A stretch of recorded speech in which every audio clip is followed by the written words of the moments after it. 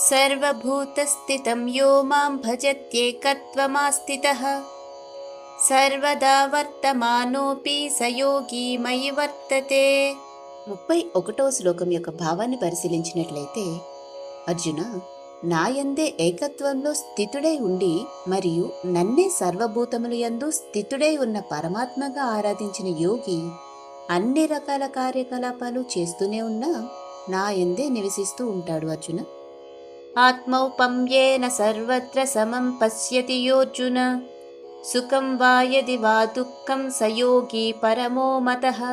32వ శ్లోకం యొక్క భావాన్ని పరిశీలించినట్లయితే, సర్వప్రాణులను సమానంగా దర్శిస్తూ మరియు ఇతరుల సుఖాలకు దుఃఖాలకు అవి తనకే అయినట్టు స్పందించే వారిని పరిపూర్ణ యోగులుగా పరిగణిస్తారు.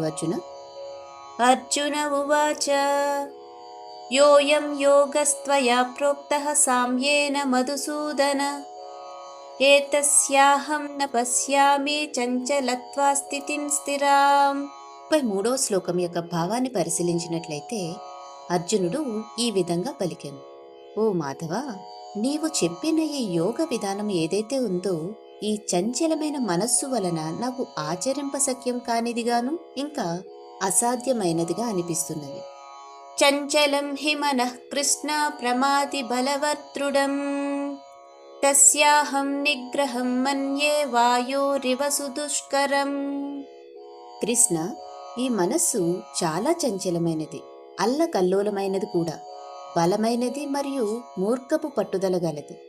దీనిని నిగ్రహించడం వీచే గాలిని నియంత్రించడం కన్నా కూడా ఎక్కువ కష్టంగా అనిపిస్తున్నది. కృష్ణ, అసంశయం మహాబాహో మనో దుర్నిగ్రహం చలం అభ్యాసేన తు కౌంతేయ వైరాగ్యేన చ గృహ్యతే.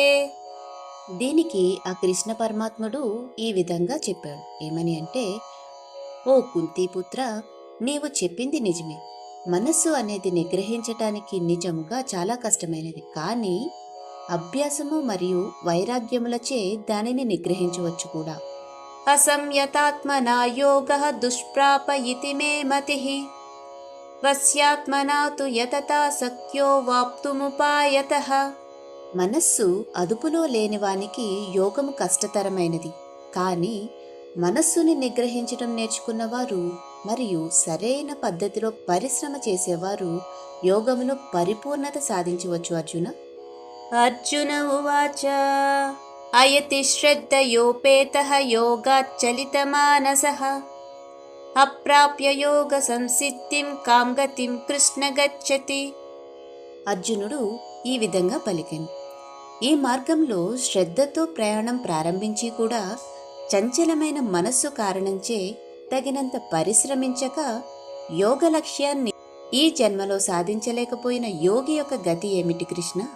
కచ్చిన్నో భయ విభ్రష్టః చిన్నాభ్రమివ నశ్యతి అప్రతిష్టో మహాబాహో విమూఢో బ్రహ్మణపది.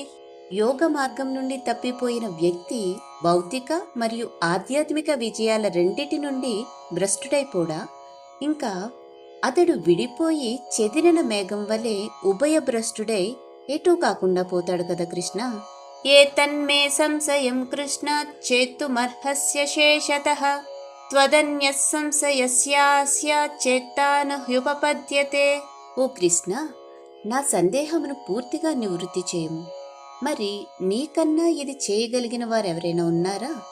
శ్రీ భగవానువాచ పార్థనైవేహ నాముత్ర వినాశస్తస్య విద్యతే నహి కళ్యాణకృత్ కశ్చిత్ దుర్గతిం తాత గచ్చతి.